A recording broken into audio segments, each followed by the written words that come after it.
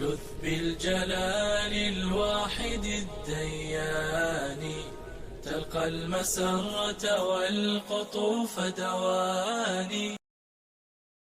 میرے محترم بزرگ اور عزیز بھائی، یہ سورہ آل عمران کا آخری رکوع ہے اور اس میں بہت اہم مضامین بیان ہو رہے ہیں، بڑے عجیب مضامین۔ نبی کریم صلی اللہ علیہ وسلم کا معمول مبارک یہ تھا کہ روزانہ تہجد میں جب اٹھتے تو یہ رکوع ضرور پڑھتے تھے، روزانہ پڑھتے تھے۔ اور کس وقت پڑھتے تھے؟ تہجد کے وقت پڑھتے۔ گویا امت کو کوئی درس دیا جا رہا ہے، اپنے عمل سے درس دیا جا رہا ہے۔ رسول اللہ صلی اللہ علیہ وسلم اپنے عمل مبارک سے کوئی سبق دے رہے ہیں امت کو کہ تہجد کے وقت یہ آیتیں پڑھی جا رہی ہیں، ذرا غور کر لیں۔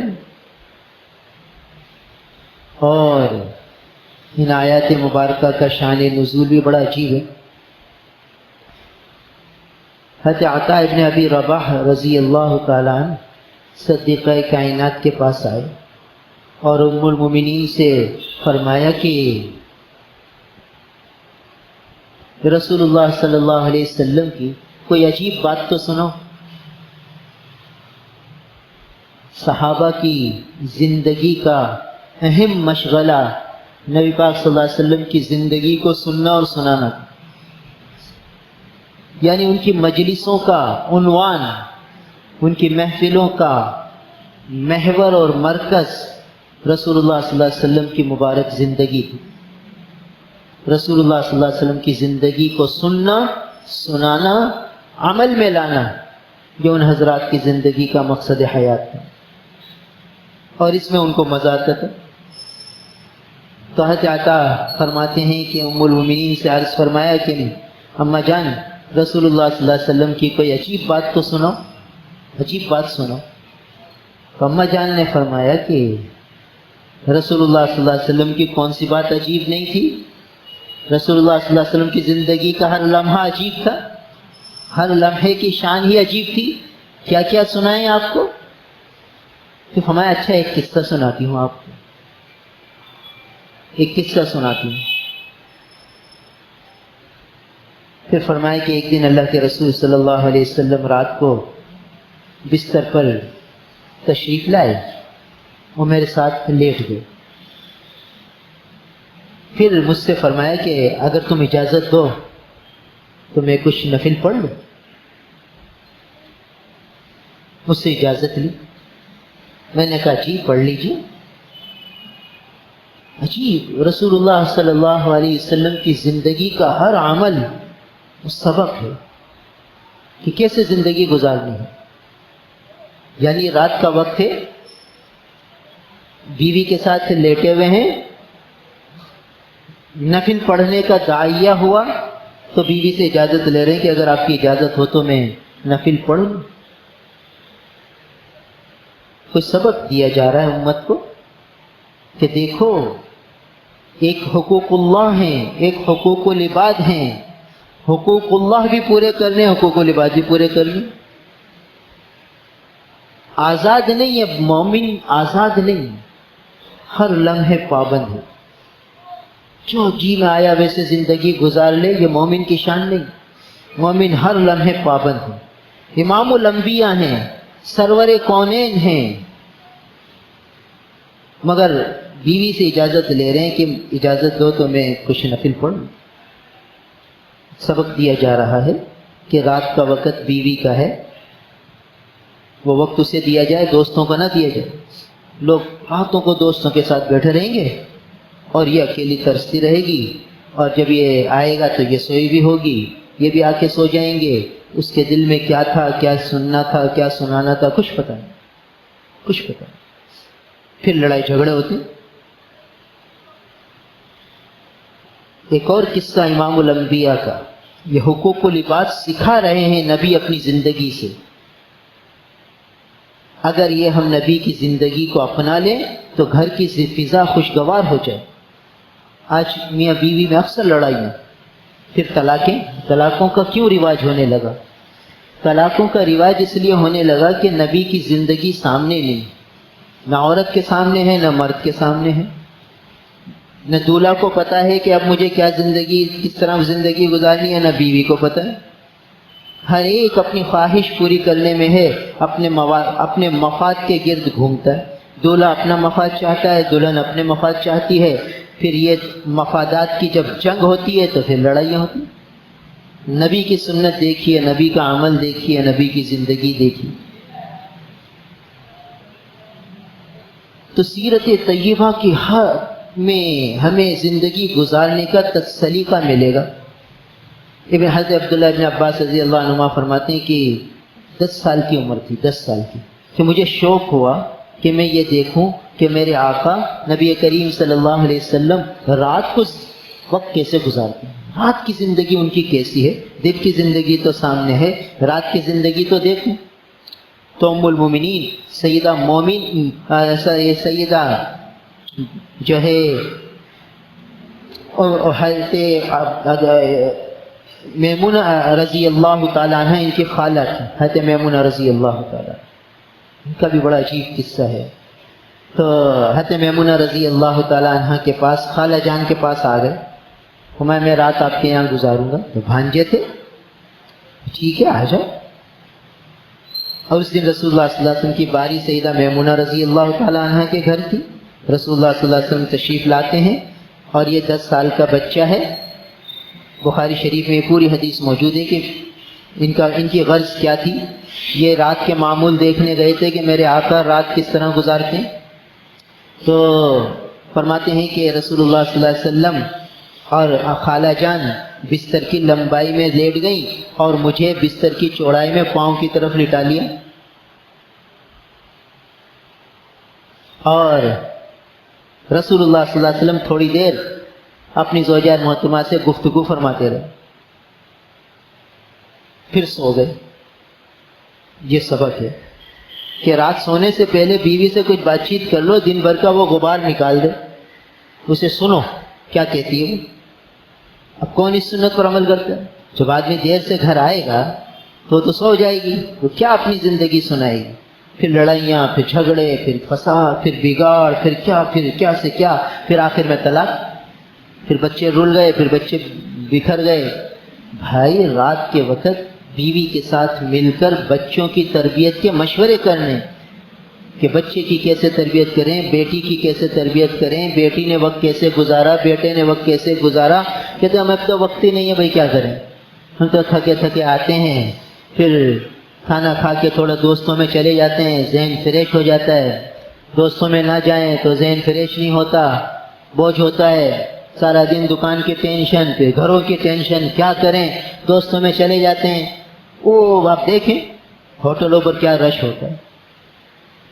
تو گویا ہوٹلوں کے لیے وقت ہے اور بیوی کے لیے وقت نہیں، بچوں کے لیے وقت نہیں۔ بچوں کی کیسے تربیت کرنی ہے وہ بیوی سے مشورہ ہوگا تو ہوگی نا تربیت۔ بچے کس طرح وقت گزار رہے ہیں، کیسے زندگی گزار رہے ہیں، چھوٹے چھوٹے بچے، معصوم بچے، دیندار گھرانوں کے بچے، وہ نالی میں ہاتھ ڈال کے گیند نکال رہے ہیں، نالی میں ہاتھ ڈال کے۔ ابا نمازی ہیں، ابا پاک صاف رہتے ہیں، مگر ابا کو پتہ ہی نہیں کہ میرا بیٹا نالیوں میں ہاتھ ڈالتا ہے، کیونکہ ابا نے تو یہ سمجھا ہوا ہے کہ کما کے لا دو اور پھر جیسے بچے وقت گزارے۔ اور امام الانبیاء کی سیرت دیکھیے، نبی کی زندگی دیکھیے کہ ہمیں کیا سبق دیا جا رہا ہے کہ رات سونے سے پہلے کچھ گفتگو کیجیے۔ اور یہاں اماں جان فرمانی کہ مجھ سے اجازت لے کے کھڑے ہوئے، پوچھ کے کہ میں نفل پڑھ لوں، اماں جان فرماتی کہ میں نے اجازت دے دی۔ اور وہاں ابن عباس رضی اللہ عنہ فرمانے کہ تھوڑی دیر گھر والوں سے بات چیت فرمائی، پھر سو گئے۔ پھر آدھی رات سے کچھ اوپر یا اس سے کچھ پہلے رسول اللہ صلی اللہ علیہ وسلم کھڑے ہو گئے۔ پھر پورا قصہ حدیث میں ہے، حضرت ابن عباس فرماتے میں تو جاگ ہی رہا تھا کہ میں تو یہی دیکھنے کے لیے، میں سویا ہی نہیں ساری رات۔ 10 سال کا بچہ، اس کو یہ تڑپ ہے کہ میں اپنے آقا کی رات کی زندگی دیکھنا چاہتا ہوں۔ پھر حضور اٹھتے ہیں، تہجد پڑھتے ہیں، ساری تفصیل اس میں ہے کہ مسواک کرتے ہیں۔ پھر اس میں یہ ہے کہ رسول اللہ صلی اللہ علیہ وسلم جب اٹھے اب یہ چھوٹا سا بچہ 10 سال کا ایک ایک ادا امام الانبیاء کی نوٹ فرماتا ہے اور امت کو بتاتا ہے کہ نبی پاک صلی اللہ علیہ وسلم جب رات کو اٹھے تو اپنے آنکھوں کو اپنے ہاتھوں سے ملا، پھر آسمان کی طرف نگاہ اٹھائی، اور پھر ان فی خلق السماوات والارض واختلاف اللیل والنہار لآیات لأولی الالباب۔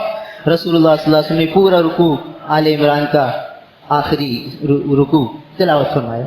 جو بچہ سن رہا ہے، ہلکی دھیمی آواز سے امام الانبیاء آسمان کو دیکھ رہے ہیں اور یہ آیتیں پڑھ رہے ہیں۔ پھر فرمایا کہ پھر اٹھے اور جو ہے مشکیزے سے پانی نکالا، مسواک فرمائی، وضو فرمایا۔ بیوی کو نہیں کہا کہ پانی نکال کے دے، ہمیں تو رات کو پیاس لگتی ہے تو ہم بیوی کو کہتے ہیں ارے بھائی پانی اٹھا کے لاؤ، ہم یہ سمجھتے ہیں کہ ہم تھکے ہوئے ہیں، یہ تو بیچاری تھکی ہوئی نہیں، یہ سارے دن آرام سے رہی ہے، میں تھکا ہوں۔ امام الانبیاء اٹھ رہے ہیں تو بیوی سے یہ نہیں فرماتے کہ بھائی ذرا مشکیزے سے پانی نکالو اور جو ہے وضو کے لیے لوٹا تیار کرو، میں ذرا قرآن کی آیتیں پڑھ رہا ہوں اور پھر تم لوٹا رکھنا تو میں آ کے وضو کروں، کچھ بھی نہیں۔ حضرت عبداللہ بن عباس میں خود اٹھے ہیں، خود پانی کا لوٹا بھرا اور خود پھر وضو فرمایا۔ یہ نبی کی سیرت ہے، یہ نبی کی زندگی ہے جو ہمیں اپنانی ہے۔ کہ ہم یہ سمجھتے ہیں کہ بھائی یہ بیوی ہماری نوکرانی ہے، اس سے جو چاہے کام کرو، پیاس لگے گی تو رات کو وہ اٹھ کے پانی بھرے، جو ہمیں کہنا ہے ہم آرڈر کرتے ہیں۔ ہم یہ سمجھتے ہیں کہ گھر آ کر آرڈر کرنا میری ذمہ داری ہے کہ پانی مجھے پلاؤ، یہ گلاس یہاں سے رکھ کر آؤ، یہ چیز یہاں کیوں پڑی ہوئی ہے، یہ برتن یہاں کیوں پڑا ہوا ہے۔ بھائی یہ پڑا ہوا ہے، اسے اٹھا کے آپ رکھ دو، آپ کی بھی کچھ ذمہ داری ہے۔ رسول اللہ صلی اللہ علیہ وسلم گھر تشریف لاتے، اماں جان فرماتی ہیں کہ رسول اللہ صلی اللہ علیہ وسلم گھر کے سارے کام اپنے ہاتھوں سے انجام دیتے تھے۔ اگر قمیض مبارک پھٹ جاتی تو خود سی لے، اس زمانے میں چمڑے کے جوتے پہنتے تھے، فرماتے ہیں کہ جوتے اگر پھٹ جاتے تو خود گانٹھ لیتے، خود گانٹھ۔ یہ نہیں کہ بھئی یہ قمیض پھٹ گئی ہے بھئی اسے سی دو، بھئی یہ بٹن ٹوٹ گیا اسے سی دو، یہ نہیں تھا نبی کی زندگی۔ اپنے ہاتھ سے کام کرتے تھے، امت کو تعلیم دی ہے کہ اپنے ہاتھ سے کام کرو۔ اب جو شوہر اس طرح گھر میں رہے گا تو کہاں لڑائیاں ہوں گی، کہاں جھگڑے ہوں گے، کہاں فساد ہوگا، کہاں بگاڑ ہوگا، کہاں طلاق ہوگی۔ طلاقیں تو وہاں ہوتی ہیں جب ہر ایک اپنے مفاد کے پیچھے ہو۔ تو رسول اللہ صلی اللہ علیہ وسلم کی اگر زندگی ہمارے سراپا میں آ جائے، حضور کی ادائیں ہمارے گھروں میں زندہ ہو جائیں، تو پھر برکتوں کے دروازے کھل جاتے ہیں، پھر رحمتوں کے دروازے کھل جاتے ہیں، پھر اللہ تعالیٰ کی عنایات ہوتی ہیں اس گھرانے پر، جہاں سنتوں کا رواج ہوتا ہے، جہاں سنتوں پر عمل ہوتا ہے۔ تو رسول اللہ صلی اللہ علیہ وسلم کی یہ زندگی ہمیں اپنانی ہے۔ تو سیدہ فرماتی ہیں ام المومنین حضرت عائشہ صدیقہ رضی اللہ تعالیٰ عنہ کہ پھر رسول اللہ صلی اللہ علیہ وسلم مجھ سے اجازت لے کر مصلی پر کھڑے ہو گئے اور نفل کی نیت باندھ لی، اور نفل کی نیت باندھ کے امام الانبیاء کی مبارک آنکھوں سے آنسو بہنے لگے، اور اتنے آنسو بہے کہ مبارک داڑھی سے نکل کر سینہ مبارک پر بھی گرنے لگے۔ اتنا حضور نماز میں روتے رہے۔ پھر رکوع فرمایا، رکوع میں بھی یہی کیفیت رونے کی کہ آنسو مسلسل بہہ رہے ہیں۔ پھر سجدے میں بھی یہ کیفیت، پھر جب سلام پھیر لیا تو پھر دعا میں بھی یہی کیفیت۔ ساری رات اسی طرح گزر گئی، اور حضرت بلال تشریف لائے اور آواز دی کہ اللہ کے رسول فجر کی اذان کا وقت ہو گیا۔ تو اماں جان فرماتی ہیں کہ میں نے رسول اللہ صلی اللہ علیہ وسلم سے عرض کی کہ اللہ کے رسول، آپ تو بخشے بخشائے ہیں، آپ اتنی مشقت کیوں اٹھاتے ہیں؟ ساری رات آپ مصلی پر روتے ہی رہے، آپ تو بخشے بخشائے ہیں۔ فرمایا کہ عائشہ، جس کا مفہوم ہے کہ عائشہ، کیا میں اللہ کا شکر گزار بندہ نہ بنوں؟ اور میں کیوں نہ اللہ کا شکر ادا کروں کہ آج رات مجھ پر یہ آیتیں نازل ہوئے ہیں، ان فی خلق السماوات والارض واختلاف اللیل والنہار لآیات لأولی الالباب، یہ آیتیں نازل ہوئی ہیں تو اس میں بڑے عجیب مضامین ہیں، تو میں کیوں نہ اللہ کا شکر ادا کروں؟ اور پھر حضور کا معمول بن گیا کہ تہجد میں جب اٹھتے تو یہ آیتیں سورہ آل عمران کا آخری رکوع ضرور پڑھتے تھے، ضرور پڑھتے تھے۔ جیسے حضرت عبداللہ ابن عباس رضی اللہ عنہ کی روایت میں آیا کہ حضور نے آسمان کی طرف نگاہ اٹھا کر پہلے یہ رکوع پڑھا۔ تو اب ہمیں غور کرنا ہے، ہمیں یہ رسول اللہ صلی اللہ علیہ وسلم کی مبارک زندگی اپنانی ہے۔ نبی کی زندگی سراپا عمل ہے، نبی کی زندگی میں باتیں کم ہیں، عمل زیادہ ہے۔ اور آج ہمارے معاملہ الٹ ہے، باتیں زیادہ ہیں، عمل کم ہے، بلکہ عمل ہے ہی نہیں۔ جب عمل کا وقت آتا ہے تو ہم کوئی نہ کوئی تعویل کر کے اپنے لیے عذر بنا لیتے کہ یار میں کیا کروں، مجبور ہوں اور میری یہ مجبوریاں ہیں، رات کو دیر سے سونا ہوتا ہے، کہاں تہجد میں اٹھ سکتا ہوں، اور اللہ تعالیٰ غفور رحیم ہے، بھائی فجر بھائی کیا کروں، بس اللہ معاف فرمائے، اٹھ کے پڑھ لیتا ہوں صبح، بس اب کیا کروں۔ ہم یہ تعویلیں کرتے ہیں، یہ نہیں کہ اس کمی کو دور کرنے کی کوشش کریں، کمی کو دور کرنے کی کوشش کرنا یہ ضروری ہے، چاہے جائے کہ تعویل کر کے اپنے آپ کو تسلی دے دی، اپنے آپ کو مطمئن کر لیا اور بس۔ تو رسول اللہ صلی اللہ علیہ وسلم کی مبارک زندگی کو ہم دیکھیں، پڑھیں، سنیں تو پتہ چلے گا کہ سراپا عمل ہی عمل ہے، وہاں عمل نظر آتا ہے۔ دیکھیے ساری رات کیسے گزاری جا رہی ہے، اعمال کے ساتھ گزاری جا رہی ہے اور حسن معاشرت کے ساتھ گزاری جا رہی ہے۔ اعمال بھی ہیں، حسن معاشرت بھی ہے کہ اگر ساری رات نفل پہ کھڑے ہیں، مصلی پہ کھڑے ہیں تو بیوی سے پوچھ کے کھڑے ہیں، اس کی اجازت سے کھڑے ہیں، اس کو بتا کر کھڑے ہیں۔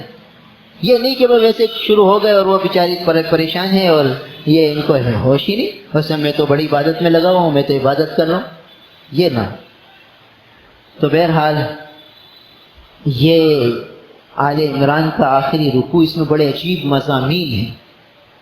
جب عجیب اور اہم مضامین تھے، جبھی تو رسول اللہ صلی اللہ علیہ وسلم روز تلاوت فرما رہے اور امت کو گویا اپنے عمل سے ترغیب دی جا رہی ہے کہ دیکھو یہ آیتیں روز پڑھنا اور ان کے مضامین پر غور کرتے رہنا، یہ ایسے مضامین ہیں جو عمل پر ابھارتے ہیں۔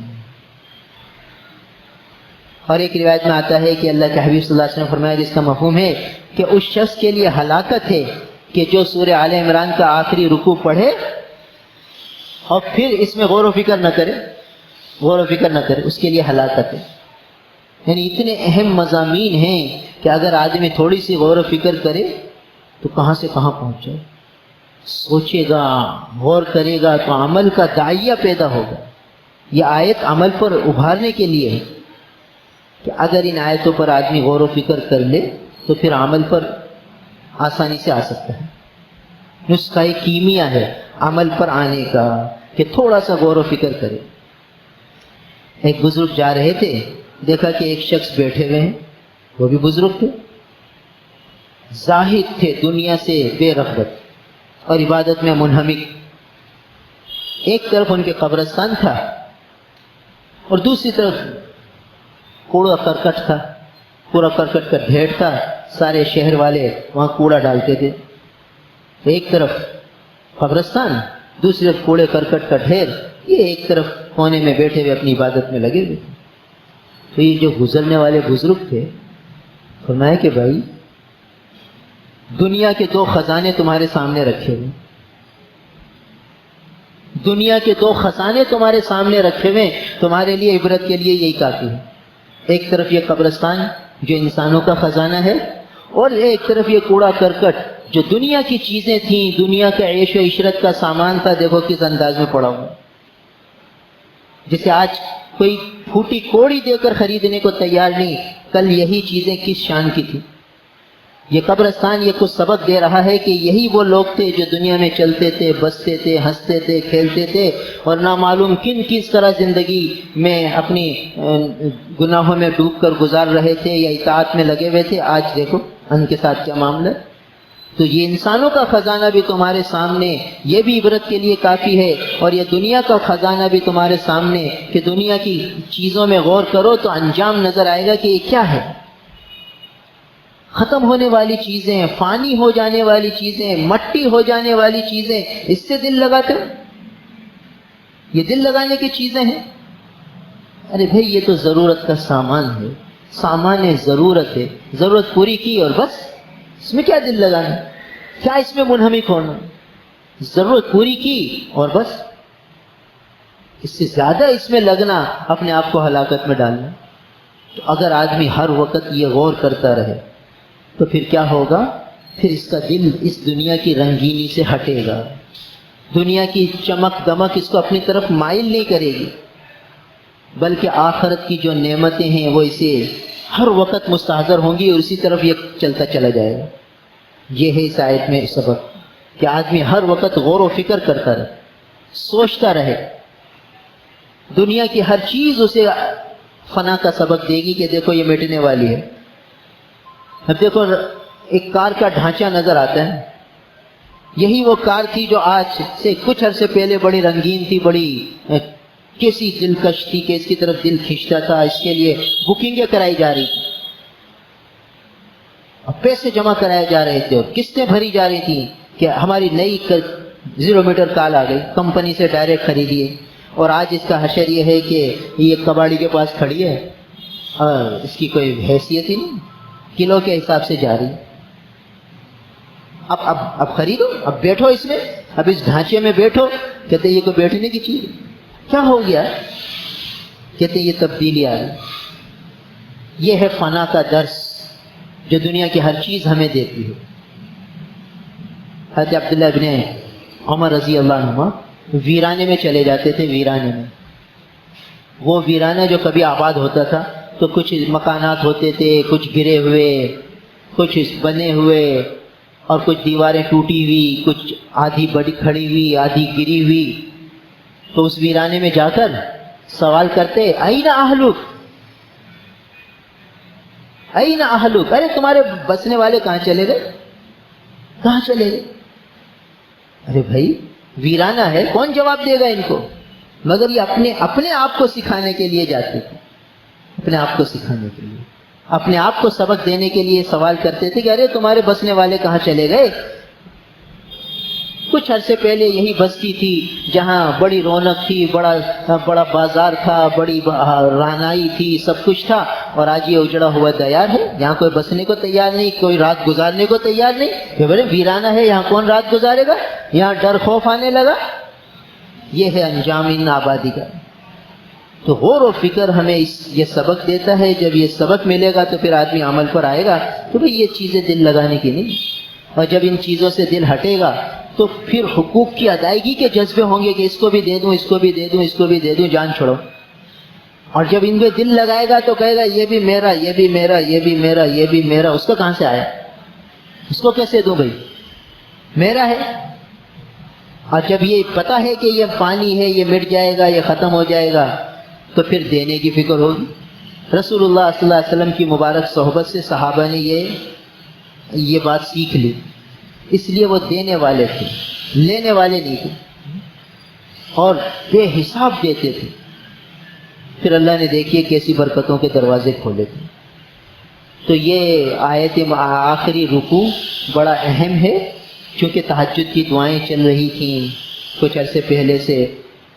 آج عاشورے کی رات ہے، انشاءاللہ اکثر ساتھی روزہ رکھنے کا اہتمام کرتے ہیں، تو تہجد میں جب اٹھیں تو حضور کی ہر ادا کو زندہ کریں. رسول اللہ صلی اللہ علیہ وسلم تہجد میں اٹھتے تھے تو جیسے بتایا کہ آنکھوں کو ملا، آسمان کی طرف نگاہ اٹھائی اور سورہ آل عمران کا یہ رکوع پڑھا. تو یہ رکوع پڑھ کے پھر مسواک کر کے پھر مصلی پر آ جائیے، پھر تہجد کی کچھ رکعتیں پڑھ لیجئے، 2 4 8 جتنی اللہ ہمت دے. اور پھر وہ جو بڑی دعا تھی تہجد کی اس کا اہتمام. اور یہ بتایا تھا کہ 10 دفعہ اللہ اکبر، 10 دفعہ الحمدللہ، 10 دفعہ سبحان اللہ و بحمدہ، 10 دفعہ سبحان الملک القدوس، 10 دفعہ لا الہ الا اللہ، 10 دفعہ استغفر اللہ، اور 10 دفعہ اللہم انی اعوذ بک من ضیق الدنیا و ضیق یوم القیامہ. اس دعا میں رسول اللہ صلی اللہ علیہ وسلم نے سارے مسئلے حل فرما دیے امت کے ہر فرد کے. جو یہ دعا تہجد میں مانگ لے، کیسے شفیق نبی اللہ تعالیٰ نے ہمیں دیے کہ دیکھو تہجد میں اٹھنا تو 10 دفعہ اللہ سے یہ ضرور مانگنا، اس سے پہلے اللہ کی اس طرح حمد و ثنا کر لینا. اللہ کی کبریائی 10 دفعہ، اللہ کی حمد 10 دفعہ، اللہ کی تقدیس 20 دفعہ، سبحان اللہ و بحمدہ 10 دفعہ، سبحان الملک القدوس 10 دفعہ. یہ اللہ کی تسبیح اور تقدیس ہو گئی. پھر توحید، اللہ کی توحید، لا الہ الا اللہ 10 دفعہ، پھر اپنے گناہوں پر ندامت، استغفر اللہ 10 دفعہ. یہ جب سب کہہ لیا، اب عرض کرنا 7 چیزیں ہیں: اللہ اکبر، الحمدللہ، سبحان اللہ و بحمدہ، سبحان الملک القدوس، لا الہ الا اللہ، استغفر اللہ. یہ 6 ہو گئے. اور اللہم انی اعوذ بک من ضیق الدنیا و ضیق یوم القیامہ. یہ سورہ 10 دفعہ کرو. یہ امام الانبیاء تہجد میں عمل فرماتے تھے مصلی پر بیٹھ کے. اللہم انی اعوذ بک من ضیق الدنیا و ضیق یوم القیامہ. اے اللہ، میں پناہ چاہتا ہوں دنیا کی تنگی سے اور قیامت کے دن کی تنگی سے. ضیق الدنیا، دنیا کی تنگی کیا ہے؟ کوئی کاروبار میں نقصان ہو رہا ہے، گھر میں پریشانیاں ہیں، رزق میں تنگی ہے، جو کماتے ہیں پورا نہیں ہوتا، گھر تنگ ہے، ہر اعتبار سے الجھنے ہیں. یہ دنیا کی تنگیاں ہیں. فلاں چیز مہنگی ہو گئی ہے، فلاں گرانی ہو گئی ہے، یہ چیز قابو میں نہیں آ رہی، فلاں چیز حد سے بڑھ گئی ہے، اور ہر وقت کوئی نہ کوئی پریشانی. یہ دنیا کی تنگیاں ہیں. تو یہ دعا مانگ لی، اللہم انی اعوذ بک من ضیق الدنیا. اے اللہ، دنیا کی تنگیوں سے پناہ چاہتا ہوں. وضیق یوم القیامہ، اور قیامت کے دن کی تنگیوں سے پناہ چاہتا ہوں کہ اس دن کی تنگیاں کیا ہیں؟ سخت دھوپ ہے، سخت پسینہ ہے، پریشانی ہے، الجھن ہے. اس دن کی تنگی ویسی ہے کہ دنیا کی ساری تنگیوں کو ملا لو تو وہ بڑھ جائے گی آخرت کی تنگی. تو یہ دونوں، آخرت کی بھی تنگیوں سے پناہ مانگ لی، دنیا کی تنگیوں سے بھی پناہ مانگ لی. اب بچا کیا؟ سب کچھ مل گیا. ایسی شفقت نبی فرما گئے. تو تہجد میں یہ دعائیں کر کے، نوافل پڑھ کے خوب اللہ سے مانگو. لینے کا وقت ہے. تو نبی تو عمل سکھا گئے. نبی کی زندگی سراپا عمل، صحابہ کی زندگی سراپا عمل. اب ہمیں اپنی زندگی کو بھی عمل والا بنانا ہے، باتوں والا نہیں. بحث مباحثہ، لڑائی جھگڑے، اس میں نہیں لگنا، عمل میں لگنا. بس جو عمل والی زندگی اپنا لے گا وہ اللہ تعالیٰ کے قرب میں آگے بڑھتا چلا جائے گا. اور جو عمل سے دور ہوگا تو باتوں میں لگے گا، بحث مباحثوں میں لڑے گا. اور بحث مباحثے کا انجام لڑائی جھگڑا ہے، اور فتنہ فساد ہے، بگاڑ ہے، اور نہ معلوم کیا کچھ ہے. تو یہ جو بگاڑ ہوتا ہے، جو فتنہ فساد ہوتا ہے، جو لڑائی جھگڑے ہوتے ہیں، اس کی بنیاد بحث مباحثہ ہے. تو بحث مباحثوں کو چھوڑے، لڑائی جھگڑے کو چھوڑے، نبی کی سنتوں پر عمل کر لے. بس نبی کی سنت ایسی چیز ہے کہ اس میں کوئی اختلاف ہی نہیں. اب بتاؤ، یہ جو نبی کی سنتیں سامنے آئیں کہ تہجد میں رسول اللہ صلی اللہ علیہ وسلم یہ عمل فرماتے تھے، اس میں کون اختلاف کرے گا؟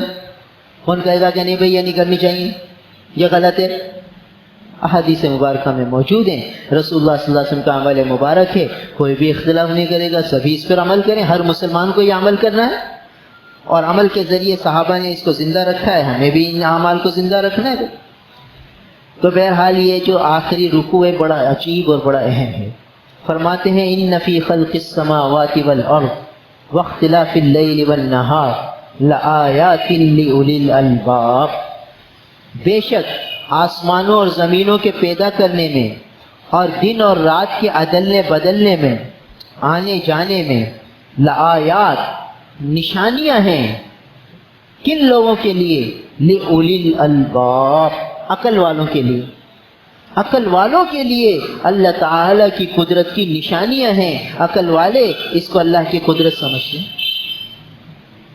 کہ بھئی آسمانوں کو دیکھتے ہیں، زمین کو دیکھتے ہیں، کبھی راتیں لمبی، کبھی راتیں چھوٹی، کبھی دن لمبے، کبھی دن چھوٹے.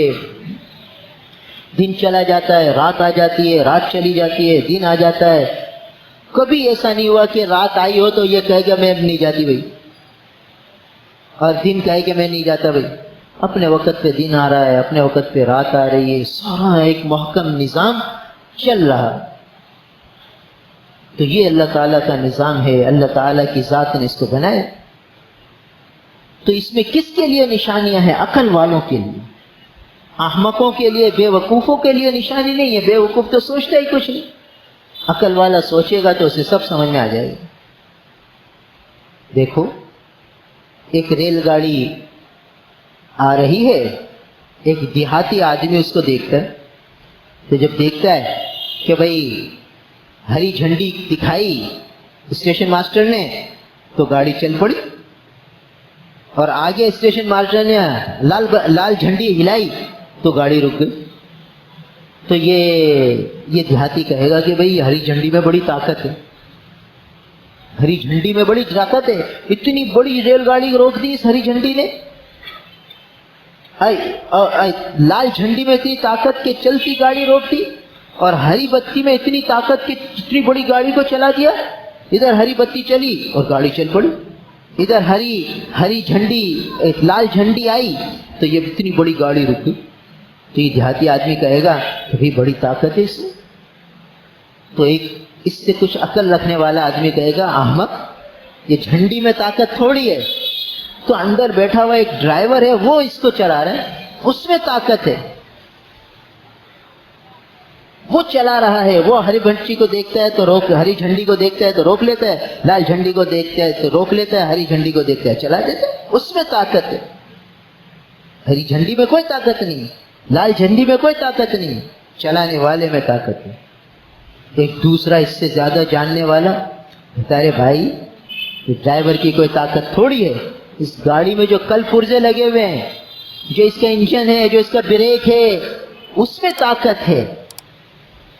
تو ایک سائنس جاننے والا کہتا نہیں بھائی اس میں بھی طاقت نہیں، اس کے اندر جو پیٹرول ہے وہ اس کو چلا رہا ہے. پیٹرول ہٹا دو، ڈرائیور بھی کچھ نہیں کر سکتا، کل پرزے بھی کچھ نہیں کر سکتے. کیا کریں گے؟ پیٹرول ہی نہیں ہے، گاڑی نہیں چلے گی. یہاں آ کے اب سائنس تو ختم ہو گئی. اب یہاں آ کے نبی بتاتے ہیں کہ نہیں بھائی، جو عقل والے ہوتے ہیں وہ بتاتے ہیں کہ نہیں بھائی کہ پیٹرول میں بھی کچھ نہیں ہے، جس ذات نے پیٹرول بنایا ہے بس اس کو مان لو، اس کو مانو. وہ عقل والے ہیں جو اللہ تک پہنچ جاتے ہیں. تو دنیا کی جس چیز کو دیکھتے ہیں عقل والے وہ اللہ تک پہنچ جاتے ہیں کہ یہ جو بنانے والی ذات ہے حقیقت میں اللہ کی ذات ہے جس نے اس کو بنایا. پیچھے ساری طاقتیں وہ اللہ کے حکم کے محتاج ہیں، اللہ کے امر کے محتاج ہیں. جب اللہ کا امر ہوتا ہے تو یہ سارا نظام چل پڑتا ہے، جب اللہ کا امر نہیں ہوتا سارا نظام درہم برہم ہو جاتا ہے. دیکھ لیجیے. تو یہ ہے عقل کہ جو اللہ تک پہنچا دے. تو فرمایا کہ رات دن کے عدلنے بدلنے میں، آسمان و زمینوں کی تخلیق میں نشانی ہے. کن لوگوں کے لیے؟ عقل والوں کے لیے. پھر عقل والا کس کو کہتے ہیں؟ یہ قرآن بتاتا ہے کہ عقل والا کس کو کہتے ہیں. آج دنیا یوں سمجھتی کہ سائنسدان عقل والے ہیں، یہ ڈاکٹر عقل والے ہیں، انجینئر عقل والے ہیں. قرآن کہتا ہے کہ بھئی عقل والے یہ ہیں. کون ہیں عقل والے؟ الذین یذکرون اللہ قیاما وقعودا وعلی جنوبہم، جو اللہ کا ذکر کرتے ہیں، اللہ کو یاد کرتے ہیں، کھڑے ہوئے ہو کر بھی، بیٹھنے کی حالت میں بھی اور لیٹنے کی حالت میں، ہر حالت میں وہ اللہ کو یاد رکھتے ہیں. یہ ہیں عقل والے. وَيَتَفَكَّرُونَ فِي خَلْقِ السَّمَاوَاتِ وَالْأَرْضِ، اور آسمانوں و زمینوں کی تخلیق میں غور و فکر کرتے ہیں کیسے اللہ نے یہ نظام بنایا. تو تفکر کرنے والے اور ذکر کرنے والے یہ عقل مند ہیں. ان کو قرآن عقل مند کہتے ہیں. اور ہم کہتے ہیں یار یہ جو آدمی نے پیسہ کماتا ہے یہ عقل مند ہے، یہ بڑی اس کی ذہانت ہے. بھائی یہ جو ہے لاکھ کے 2 لاکھ کر لیتا ہے، 2 لاکھ کے کروڑ کر لیتا ہے، کروڑ کے 2 کروڑ کر لیتا ہے، یہ پیسہ بناتا ہے. بھائی اس کا بڑا دماغ چلتا ہے، یہ بڑا عقل مند ہے. بھائی اور فلاں بالکل بودا ہے، اس کو کچھ آتا ہی نہیں. اور قرآن کہتا ہے عقل مند وہ ہے جو ذکر کرتا ہے. ذکر کرتا ہے یعنی ہر حال میں اللہ کو یاد رکھتا ہے. ہر وقت اس کو یہ فکر ہوتی ہے کہ یہ میں کر رہا ہوں یہ حلال ہے حرام ہے، یہ جائز ہے ناجائز ہے، اس کی اللہ تعالیٰ نے اجازت دی ہے یا اجازت نہیں دی، اس عمل سے اللہ نے روکا ہے یا حکم دیا ہے. ہر وقت اس کو یہ دھڑکا لگا رہتا ہے. اور جس کو یہ دھڑکا نہیں ہے وہ عقل مند نہیں. تو ذکر کا مفہوم یہ ہے کہ ہر وقت اللہ یاد رہے، کسی وقت بھی اللہ کی یاد سے غافل نہ ہو، ہر وقت اللہ اسے مستحضر رہے. یہ ہے ذکر. تو ہر حال میں وہ اللہ کو یاد کرتے ہیں. الذین یذکرون اللہ قیاما وقعودا وعلی جنوبہم. تو ایک تو یہ ہے کہ اللہ کو یاد کرنا کیا کہ تسبیحات پڑھے، ہر وقت اللہ کو ذکر، اللہ اللہ اللہ اس کے دل میں ہوتا رہے، زبان پر اللہ ہو، سبحان اللہ الحمدللہ یہ جو تسبیحات ہیں اس کا اہتمام ہو، سبحان اللہ وبحمدہ سبحان اللہ العظیم یہ تسبیح پڑھتا رہے. یہ بھی ذکر ہے، چلتے ہوئے بھی، بیٹھے ہوئے بھی، لیٹے ہوئے بھی، ہر وقت۔ اس کو ذکر لسانی کہتے ہیں۔ اور ایک ذکر عملی ہوتا ہے کہ ہر وقت اللہ کے حکم کو پورا کرنے کی فکر کرے۔ ادھر اللہ کے منادی نے اذان دی، اس نے بستر چھوڑا اور فجر کو چلا گیا، یہ ذاکر ہے۔ اور جو نیند میں پڑا رہا یہ غافل ہے۔ جس نے فجر کے لیے بستر کو چھوڑ دیا اور مسجد آ گیا یہ ذاکر ہے، اور جو بستر پر پڑا رہا یہ غافل ہے، یہ ذاکر نہیں ہے۔ اور جو ذاکر نہیں ہے وہ احمق ہے، بے وقوف ہے، وہ عقل والا نہیں ہے۔ عقل والا وہ ہے جو ذاکر ہے، اور جو ذاکر ہے پھر وہ بستر پر نہیں رہے گا۔ ظہر کی اذان آ گئی تو پھر وہ کاروبار میں نہیں رہے گا، وہ مسجد جائے گا، تکبیر اولیٰ حاصل کرے گا، پہلی صف حاصل کرے گا، یہ ذاکر ہے۔ اور جو یہ کہتا ہے ابھی تو بہت وقت ہے، ابھی تو 10 منٹ ہے، ابھی 20 منٹ ہے، ابھی 5 منٹ ہے، یہ کہہ کے نماز چھوڑ دیتا ہے، یہ غافل ہے، یہ غافل ہے۔ تو ہر وقت ذکر وہ یہ ہے کہ اللہ کے حکم کو پورا کرنے کے لیے تیار ہو کہ اس وقت جو حکم ہے میں پورا کروں۔ مال آ گیا، ارے بھائی اس کی زکوٰۃ ادا کرنی ہے، حج فرض ہے، حج کی ادائیگی کی فکر کرنی ہے۔ ہر وقت جو اس کی طرف حکم متوجہ ہے اس کو پورا کرنے کی فکر کرتا ہے۔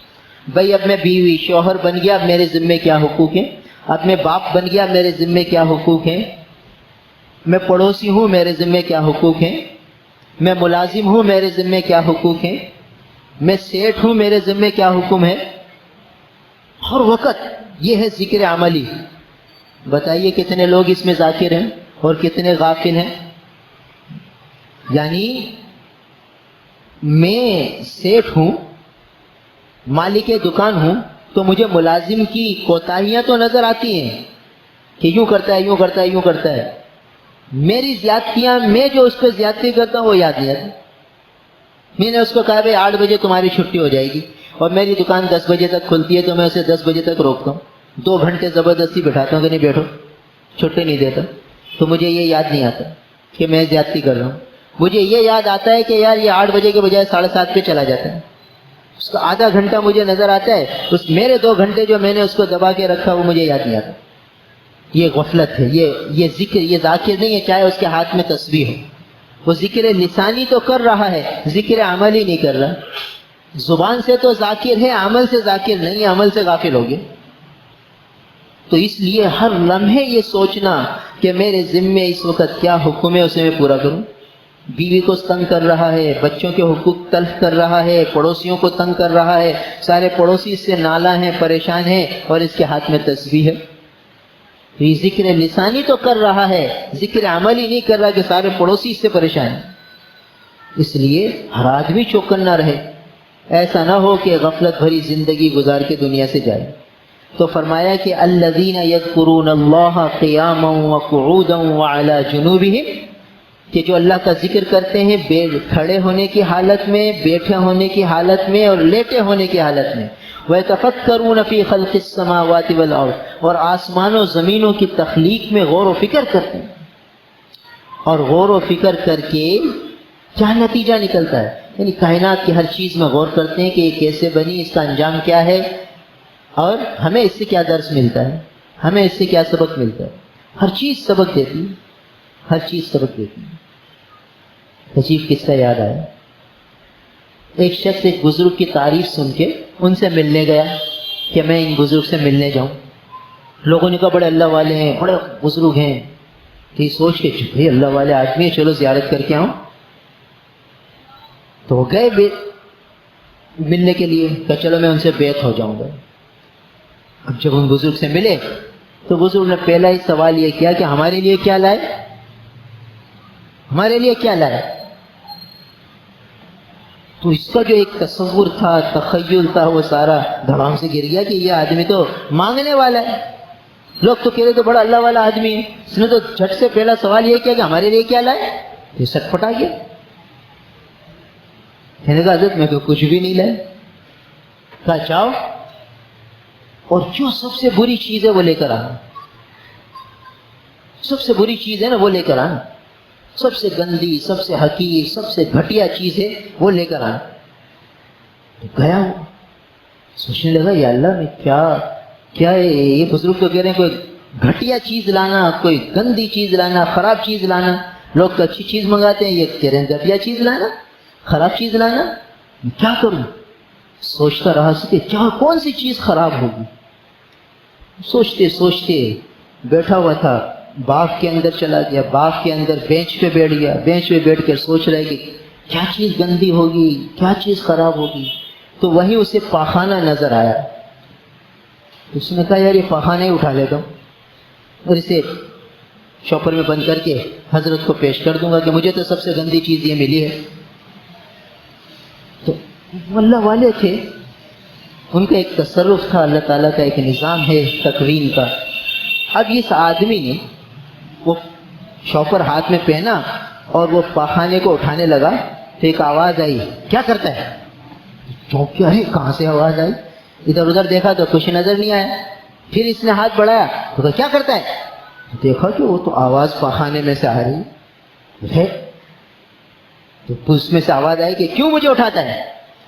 تو وہ بزرگ نے کہا ہے کہ سب سے گندی چیز، سب سے خراب چیز لے کر آنا. تو اس نے کہا کہ نہیں. پھر میں نے سوچا کہ تو پاخانہ ہے تو تیرے سے گندی چیز کیا ہوگی؟ تو اس نے کہا کہ میرے سے گندی چیز تو ہے.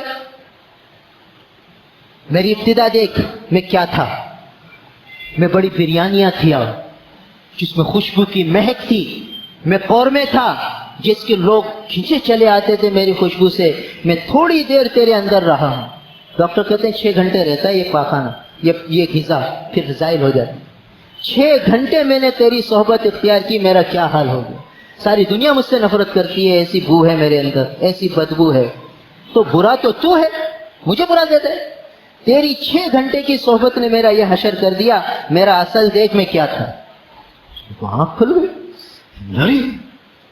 اس نے وہ پاخانہ چھوڑا اور پھر حضرت کے پاس آئی. کہنے لگا حضرت کیا لائے؟ کہ حضرت اپنے آپ کو لایا ہوں سب سے گندا میں ہی.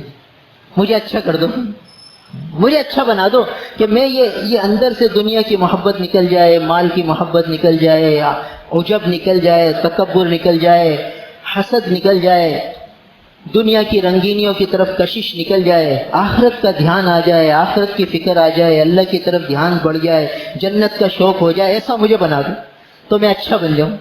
برا ہوں میں تو. یہ سبق دے دیے. تو یہ ہے تفکر، یہ ہے فکر. جب آدمی کسی چیز میں غور کرتا ہے تو پھر اسے پتہ چلتا ہے کہ یہ ہے دنیا کی اصل چیز. تو پاخانے سے آواز آئی کہ تو سب سے برا ہے، اور اس کو پتہ چلا کہ ہاں واقعی میں برا ہوں. تو جب انسان میں یہ مال کی محبت، دنیا کی محبت، یہ سب چیزیں ہوں گی تو یہ برا ہے، اس کا انجام برا ہے. پھر یہ کیا ہے؟ اولئک کالانعام بل ہم اضل.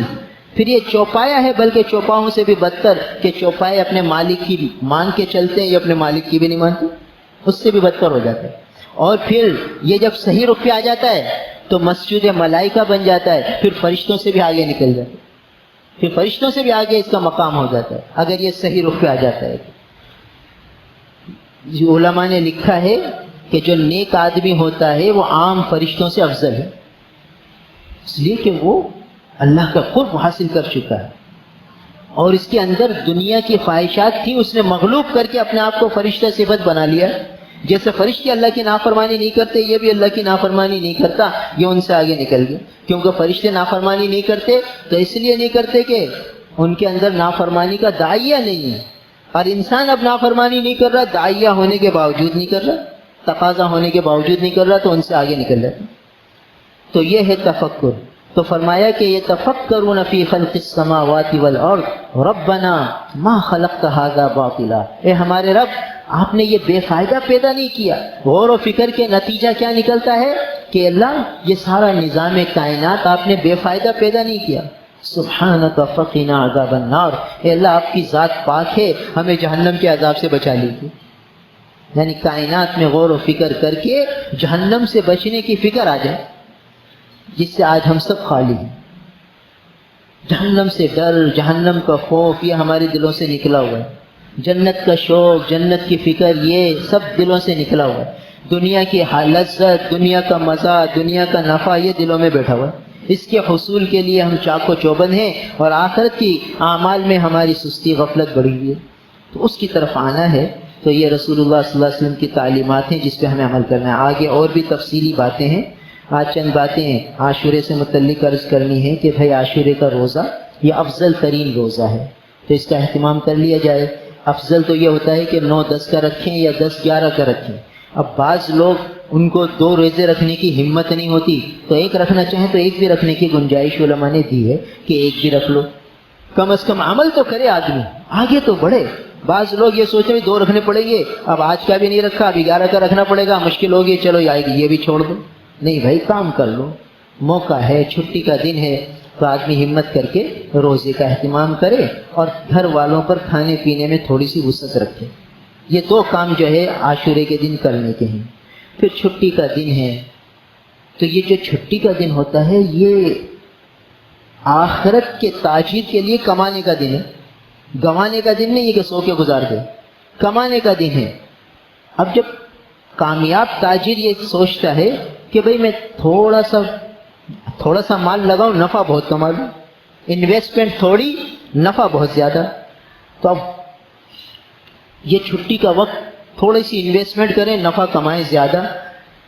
اس کے لیے آسان طریقہ یہ ہوتا ہے کہ آدمی اللہ کے راستے میں نکل جائے۔